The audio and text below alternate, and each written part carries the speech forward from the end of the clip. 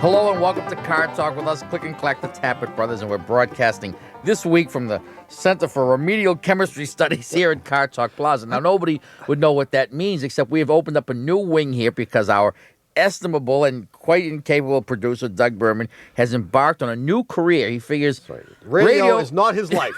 Radio is not for him. Radio is not his life, so he has started his PhD program in chemistry. Chemistry, of all things. Yeah, last night we had to tutor him in algebra. And it's going to be a long road, Dougie. Anyway, we're burning the midnight oil. We'll be tutoring Doug every night. We're trying to get him... He's going to pass the GMATs, and then he's going to... I'm telling you, I can see it now. What is that? Dr. Dougie. We can add him to the credits. Right. PhD in chemistry. What would we name him? I don't know, but I'm sure polyunsaturated. I'm sure one of our listeners will come up with something good. Talking about something good, I know you don't have any good I do. mail, I have a so couple of just quick little items. One is a great quote, which I stole from someplace. I had never heard this from him before. Eugene McCarthy said, "Isn't this great? Being in politics is like being a football coach. You have to be smart enough to understand the game and stupid enough to think it's important." Isn't that good? Yeah, that is good. That's one item. The other one is amusing. Not amusing, but is musing. One of my musings? Yes. I was watching TV the other day, and who's on this guy, Gates? Is that his name? CIA. Yeah. Right. It's some kind Pearly of Gates, I think. The Pearly Gates. They're having a hearing to decide whether or not this guy is fit to be the director of the CIA. And I thought to myself, what an interesting paradox here. Because what is it that makes one competent to be director of the CIA? You have to be sneaky, deceptive. You have to lead a life of subterfuge. And so they ask him questions. Why? Right. And the more... I mean, what are they expecting? I mean, are they expecting him to lie? Yes. And if the more he lies, the more he is, the more he's qualified. Exactly. And the less he lies, the less qualified he is. Right. I thought that was interesting. Yeah. Well, the better the lies. Does the same thing apply to the other guy? The harder the lies are to figure out. I was confused by it. You know, that's not 1-800-332-9287. Hello, you're on Car Talk. Hi. Who's this? This is Drea. Drea? Yes. As in Andrea? Exactly. I like that contraction of the name. That's nice. Where are you from? Right now from Los Angeles. Where would you like to be from? What do you mean right now? Originally from New York. New York. But not for a long time. Not for a long time. Yeah. So, what's happening? So, hi. Hi. I have an 84 Nissan 200SX, which is actually working fine. It's one of those boring Japanese cars that never give me any problems. Yeah, I mean, does that mean that you're a boring person, Drea? No. This allows me to be an exciting person because I don't worry about my car. You don't have to worry about the car. Is that the theory? Okay, I just want to check on this because I'm confused. So this is what I want to know. There's nothing wrong with my car, but out here in California, there are lots of places that have steam cleaning for engines. Steam heat. And I want to know, is this a scam or is this something one should really do for one's car? Jeez. Wow, it's sort of like a sauna, right? I mean, you would do that for your body. Well, it's not a sauna, really. It's, I don't know, more like an enema. I don't know. I really don't know what it is. No, I don't think it's a scam. I mean, they will steam clean your engine. And the reason it's steam clean is because you're hard-pressed to clean the engine with anything short of steam unless you use horrible solvents, which are not good for anybody. If you want your engine to be clean, then the way to clean it is with steam. Boy, what a great slogan that would be. But is it necessary to clean your engine? No, save your money. Isn't it too bad that clean and steam don't match? Don't rhyme, rather. Well, it's close enough. Yeah. If I was writing songs, it would be all right. It would be good enough. If I was doing rap, it would be certainly close enough. Right. Did someone suggest to you that you get the engine steam cleaner? You just had nothing better to do? Yeah, I have nothing better to do because my car works so perfectly. It's what else can I do for my car? Oh, you feel some indebtedness. Oh, you're just looking for something nice to do. Yeah. You know, that's interesting. I mean, some people, when they're looking for something nice to do, they put in a tank full of 93 octane gas, thinking that that's a nice thing to do. Or they hang up a new air freshener. Like giving your dog a T-bone steak. But, I mean, the truth of the matter is that putting in a tank full of 93 octane is not like giving your dog a T-bone steak. It has no relationship whatsoever. But cleaning the engine could be good if the engine were dirty, for two reasons. One is a dirty engine overheats because all that film of oil. It would have to be disgustingly dirty, however. Right, and the truth is most Japanese engines are not disgustingly dirty because they don't leak oil. Yeah, and the truth is most engines, period, don't leak oil anymore. They seem Yeah. to have figured out that technology. It only took about called 5 gaskets. centuries. But they did figure it out. Most engines don't leak like engines of old. Right. So unless your engine is a mess, unless you have an oil leak that somebody's trying to diagnose and can't find the source of, leave it alone. You don't want to steam clean it. Absolutely. Leave it alone. It is not a scam, but it's a question of, is your engine clean enough? And the answer is, how the hell clean should it be anyway? No, if you really want to do something It's an nice engine. for your car, Yeah? a new pair of fuzzy dice, I think, would be in order. Yeah? Yeah. Fuzzy dice. Yeah. Well, wouldn't you recommend steam cleaning if I were to sell my car? No, that's sleazy. That's what all the used car dealers do. They steam clean them, and better than that, they spray them with clear lacquer Ooh. to make them look like that new, Yeah. give them that new look. Yeah, and they rub the tires with baby oil or something. Yeah. And they make everything look wonderful and shiny. You don't want to do anything that a used car salesperson does. Okay. Right, especially don't wear those white shoes. See you, Drea. Good luck. Thank you. Bye-bye. Bye-bye. 1-800-332-9287. Hello, you're on Car Talk. Hey, how are you doing? What do you mean, hey? Who's this? This is Paul from Auburndale, Florida. Auburndale. Where, pray tell, is that? Ever hear of Disney World? I have. It's about 30 miles west of Disney World. I thought the ocean was 30 miles away. No, a little more. Little more. 50 more miles and you hit the ocean, right? Yeah, about 50, 60. Yeah, something like that. So what's up, Paul? Got a question. I had to change the tire on my fiance's car the other day. And like a good little boy, I read the owner's manual. And like every other owner's manual I've read, it says you've got to change the tire and tighten up the lug nuts in a star-shaped pattern. But they never explain why you've got to do this. And, there's all kinds of things like the wheel's going to fall off. Are you a religious person, Paul? Not particularly. Well, that's what it's all related to. Yeah. Because there's a certain religious cult that believes in the starriness of lug nuts. And if you don't subscribe to that, then you can tighten them in any damn fashion you like. Of course, don't come running to me when you get struck by lightning. All right. No, there's a real reason for this. If you think about it, and Well, he evidently did think about it, and he couldn't come up with a good reason, and he called us, and you give him that baloney about religion having something to do with it. that's the first thing that came to my mind. No, I mean, if you think about it, it is hard to think about because it doesn't ever really happen, but it is possible. If you tighten up one lug nut and then tighten up the one right next to it, it is possible for the wheel to end up sort of cocked.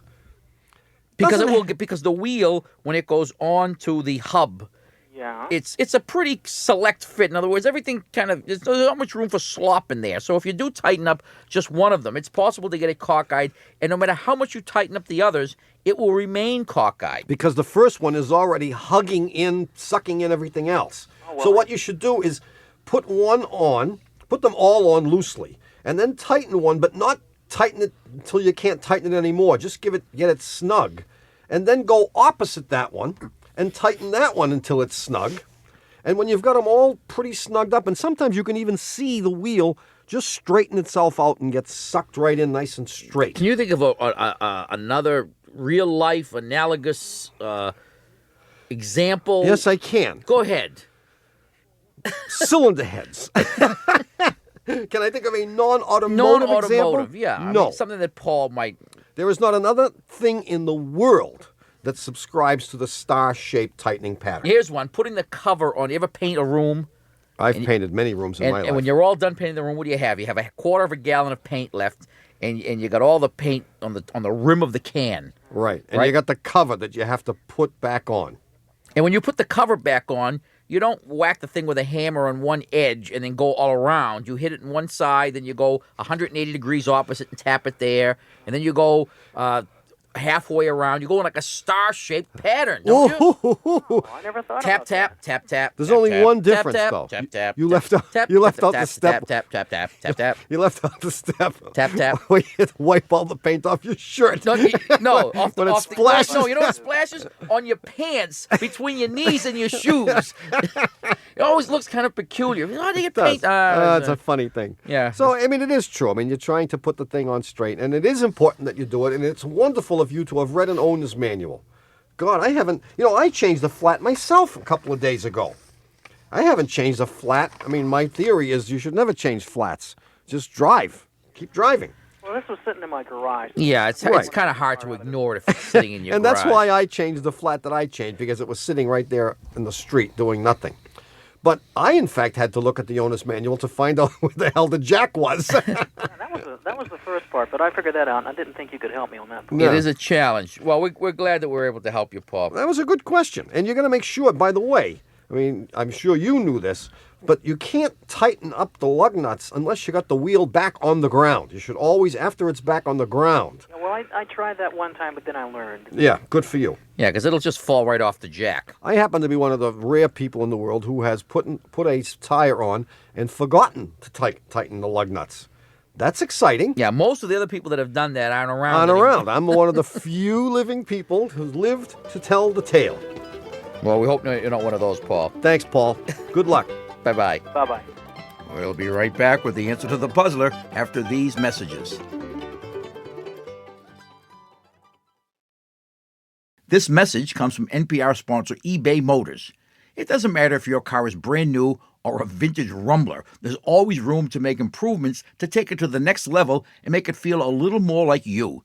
But how do you know where to go to find the right parts to do that? Well, eBay Motors has all the right parts at the right prices. Well, what does that mean? Well, it means they have 122 million parts all at your disposal. So whatever you want to do to your car, you'll be able to find exactly what you need at ebaymotors.com. Let's ride. Hey, remember last week's puzzler? No. I didn't think so. Last week's puzzler was almost automotive, except there were only 2 wheels instead of 4 in this one. Remember, this is the guy that went in with his motorcycle to get to his mechanic for a tune-up? Yes, Right? Remember that? I remember that. And the mechanic says, hey, you want me to rotate your tires? The guy says, rotate this. You're going to rotate my tires.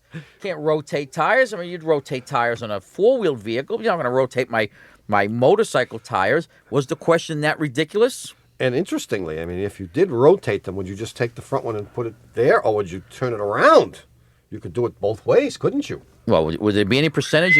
Now, you might say, well, seeing that the rear one is the one that's propelled, you might think that would wear out faster. Well, because the front tires of a car wear out faster than the rear tires. well, if it's front-wheel drive, yeah. And Well, just from steering. well, that's true, but even steering and front-wheel drive, so you might say, well, that would be a good reason, but that's not really the reason. That isn't the reason. Of course not. The reason is that the left-hand edge of the tire is going to wear out faster than the right-hand edge because of the way the motorcycle is driven on the road on the crown of the road. The motorcycle tire never sits up on the crown.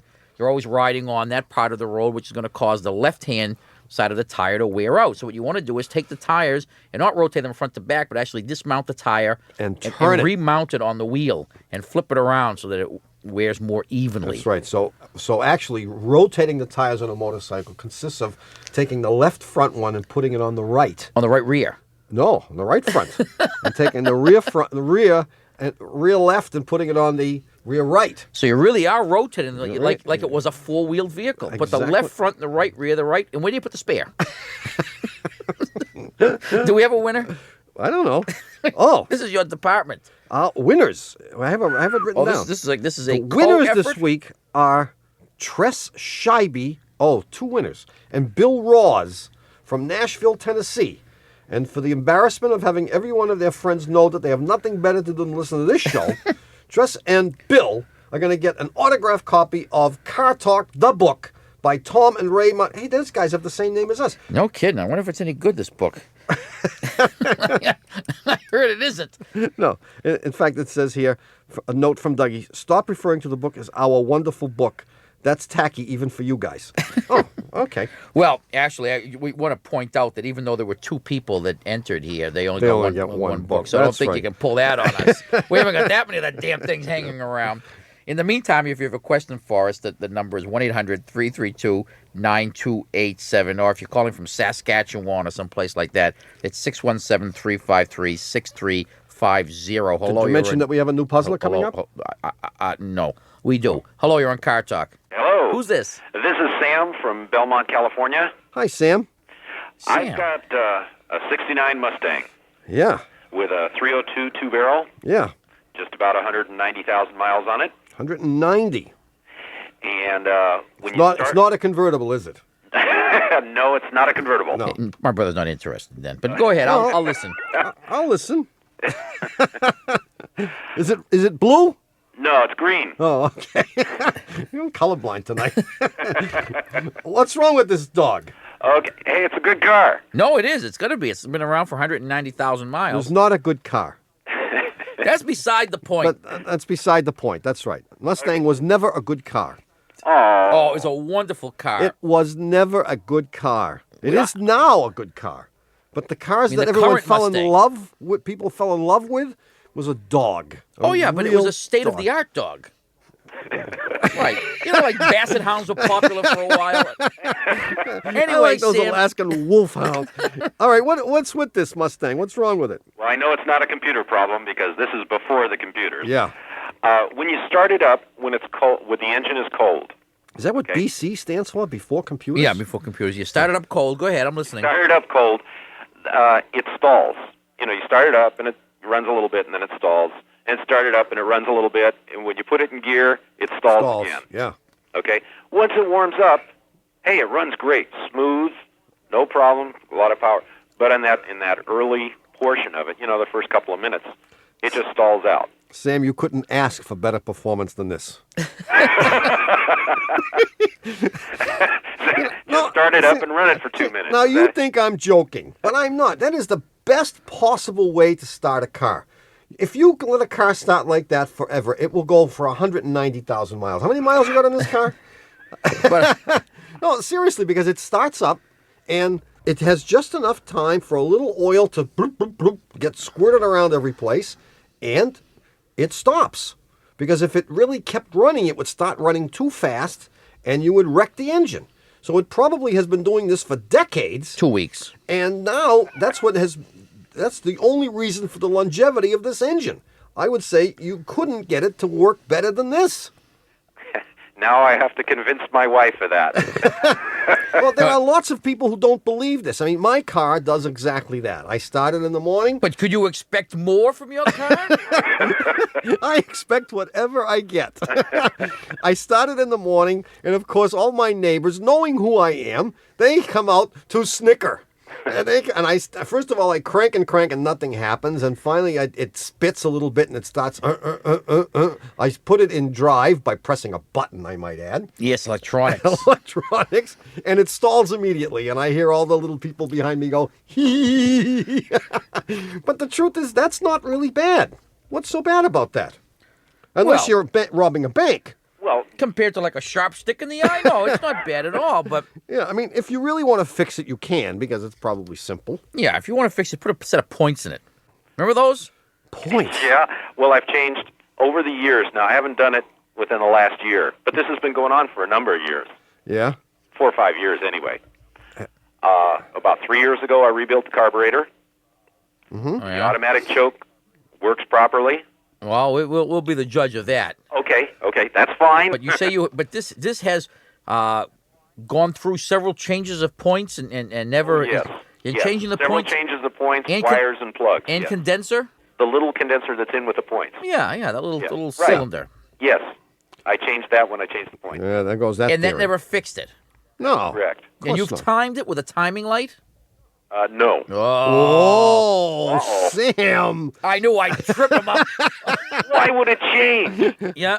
You know why it changes, Sam? Because it's as not the thing electronic. As the thing gets older, the timing change stretches, and your timing could be off 10 degrees. Would it make any difference whatsoever when the engine was all warmed up? No. The only time it makes a difference is when the engine is cold. Yeah. Take it down to the gas station. Push it down to the gas station. And have them throw the timing light on it, and that will fix it. Okay, great. It'll run great. And it'll start up Okay. like a real car. I don't like that heat my brother drives. You should hear the neighbors laugh and howl. Even the kids are out there now. My son starts to laugh now. What's the matter, Dad? Want to push? See you later, Sam. Thank you very Get much. it timed. All right. Bye-bye. Good luck. 1-800-332-9287. Hello, you're on Car Talk. Hi, this is Julie from Minneapolis. Julie from Minneapolis. What's up? Well, I got a small problem with a small car. Okay. Yeah. I got a 1982 Honda Civic, four-door. And every time I apply medium to heavy pressure on the brakes, I get a knocking sound on the right-hand side of the car. Now, I've had the brakes checked, and both mechanics said, no, there's nothing wrong with your brakes. We hear the sound, but we don't know what it is. It's a repeated knocking, a tuk, tuk, tuk, tuk, tuk, tuk, tuk. Yeah, and it slows down as the car slows down. Kind of a... Sounds like a chicken ready to no, lay an yeah, egg. he sounds like a chicken. It doesn't He sound like does, a chicken. right. But that's the noise, right? Tuk, tuk, tuk. No, it's more of a knocking sound. Not like a chicken, no. It's not a chicken. not Will you get doing the my- chicken out of your I'm mind? not doing my chicken. Well, I know what it is anyway. Yeah? There Yeah. may be to the untrained eye, there is nothing wrong with the brakes. Yeah. But I, Watson, will tell you Yes. that there is something wrong with the brakes. And what's wrong is that you have a warped disc. And what you're hearing is you're actually hearing the pads moving.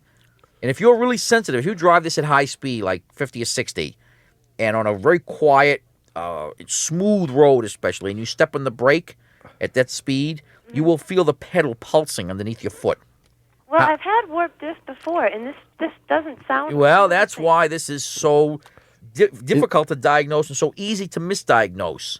Okay. That's what you have. How recently was the last brake work done on it? It was done last fall. By these guys who say there's nothing wrong with it? No, I just moved into Minneapolis from Wisconsin. Wisconsin mechanics did the World work. traveler. Yeah. The Wisconsin mechanics did the last brake job. She's having brake jobs done all over the Midwest. Well, you know. That's pretty good. No, I will stake my brother's reputation. And it isn't anything dangerous. I mean, if you wanted to forget about it, you could do that. And it will probably she get can't worse forget about it. because it's making It's you crazy. gnawing at her. It's driving her insane. Is it, Julie? No, it's not driving me insane. You've already But it is annoying. But I wondered if it was safe, especially with winter. Well, we've already had a little dose of It that. probably will never noticeably affect the braking distance.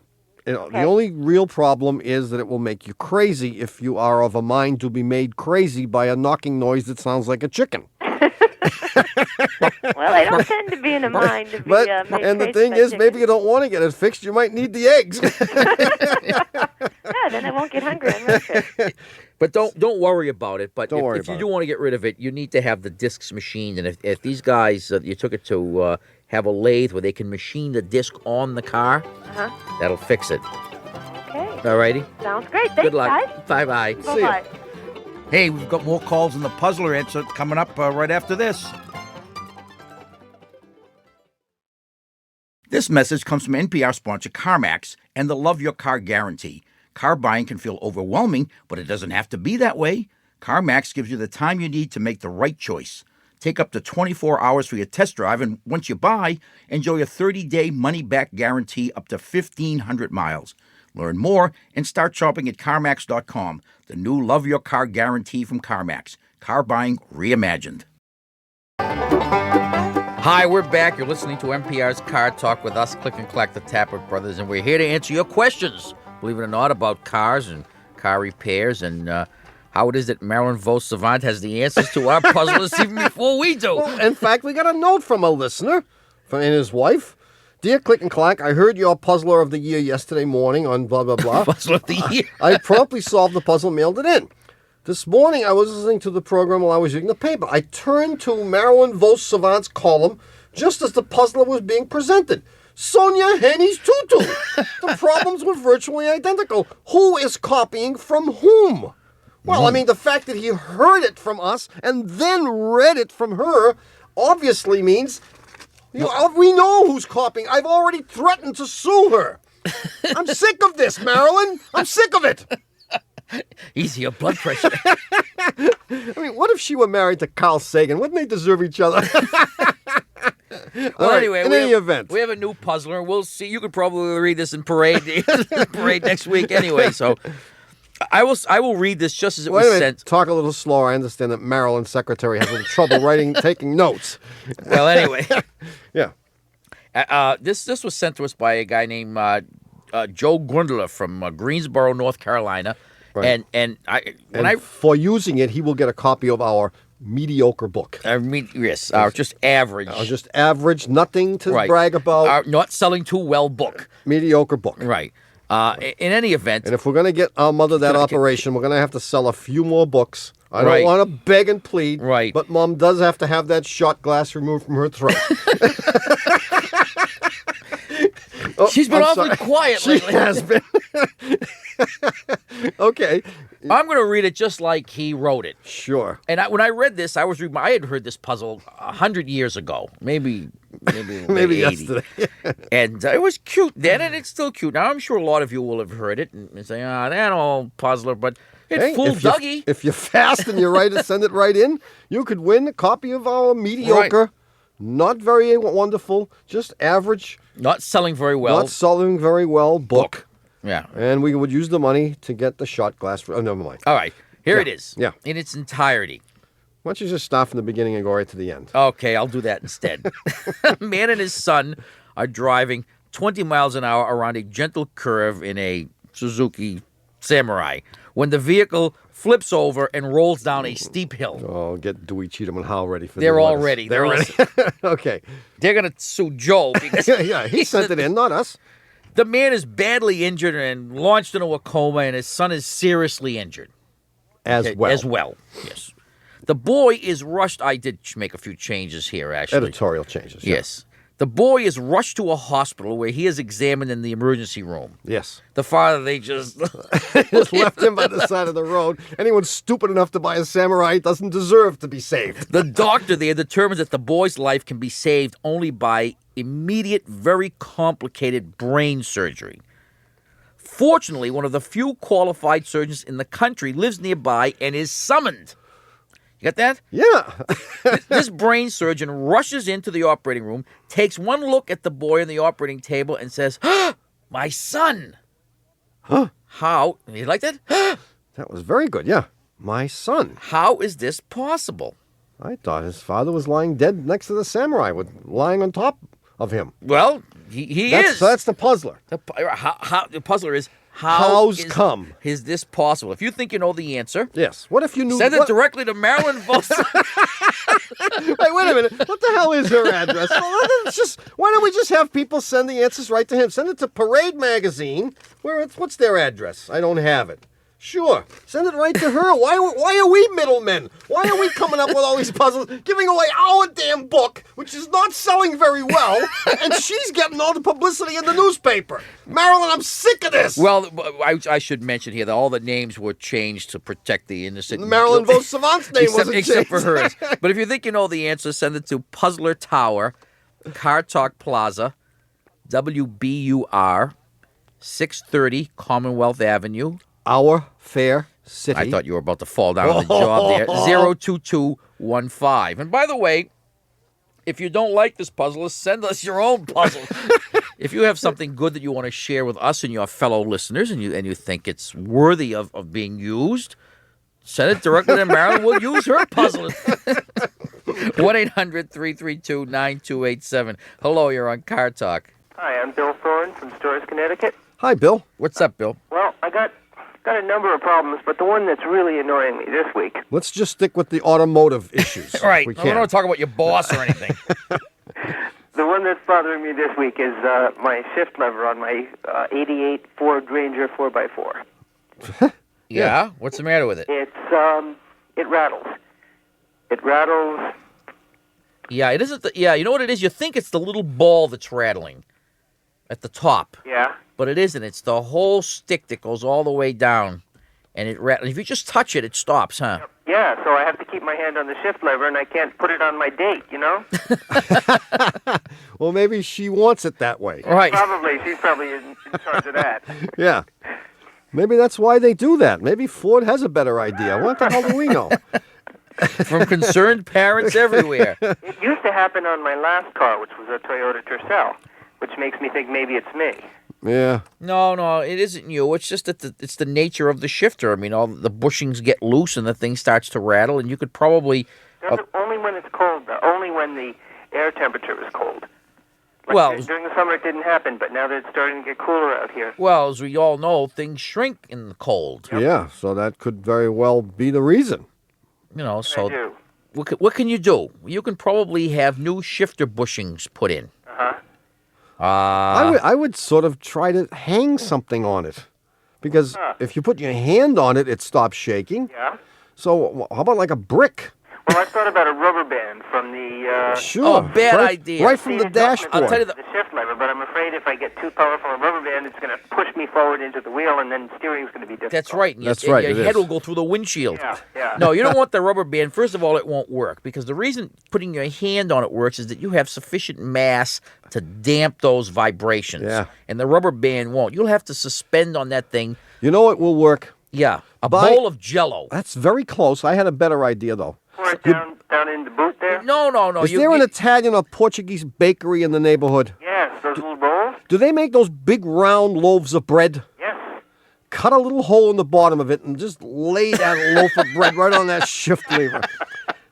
And it'll suck up all that vibration. Trouble is, it won't last more than 25 minutes. Oh, no. I Are love you that kidding bread. me? Once that solidifies, that'll be on there forever. They just paint reverse, first, second, third. You're all set. You'll have the most talked about shift lever in all stores. of Connecticut. Good luck, Bill. Thanks a lot. All righty. Bye. Boy, we really helped him. Well, look, another hour of NPR's Car Talk has swiftly, as mercifully, I might add, come to an end.